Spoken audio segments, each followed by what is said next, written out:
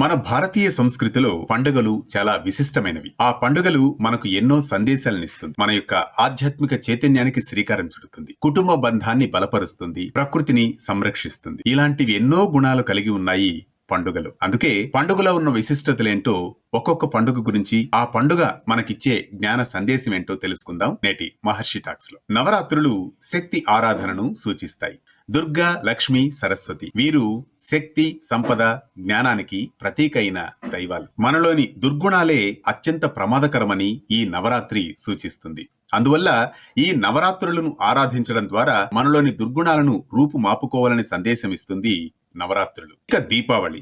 దీపావళి అంటే చీకటిపై వెలుగు సాధించిన విజయం. అహంకార నాశనానికి నరకాసుర వధ సూచిక. దీపం వెలిగించడమన్నది జ్ఞానానికి సంకేతం. అదే దీపావళిలో ఉన్న ఆంతర్యం.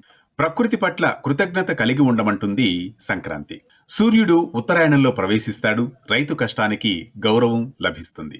అంతేకాదు, ప్రకృతి లేకపోతే జీవితమే లేదు అనే సందేశాన్ని ఇస్తుంది సంక్రాంతి. సంక్రాంతి అంటే వ్యవసాయ పండుగ. పశు సంపద, పాడి పంట ఇలాంటివన్నిటినీ సూచిస్తుంది సంక్రాంతి. ఇక హోలీ భక్తి విజయానికి సంకేతమైన పండుగ. ప్రహ్లాదుని భక్తి, హోలికా దహనం చెడుపై మంచి సాధించిన విజయానికి చిహ్నం. నిజమైన భక్తిని ఎవ్వరూ దహించలేరు అనే సందేశాన్ని ఇస్తుంది ఈ హోలీ. హిరణ్యకశ్యపుడు తన కుమారుడైనా సరే ఆ ప్రహ్లాదుణ్ణి హోలికతో దహనం చేయించాలని భావిస్తాడు. అందుకే పండగలు అనేవి కేవలం సెలవు కోసం కాదు, ఆధ్యాత్మిక ఉన్నతిని సాధించడం, అలాగే కుటుంబ బంధాన్ని పటిష్టవంతం చేసుకోవడం, ప్రకృతిని సంరక్షించడం, ఈ మూడింటి యొక్క కలయికే మన పండుగలు. ఆ పండుగలు ఇచ్చే సందేశం. ఇవి పండుగలు, వాటి పరమార్థాలు. ఇలాంటి మరిన్ని అంశాల కోసం యూట్యూబ్, ఇన్స్టాగ్రామ్ లో ఫాలో కండి, సబ్స్క్రైబ్ చేసుకోండి.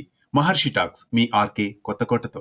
పండుగలు, పరమార్థాల కోసం ఇక మీదట పంచాంగం అవసరం లేదు. ఒక్క యాప్ ఉంటే చాలు, అదే వే2 న్యూస్.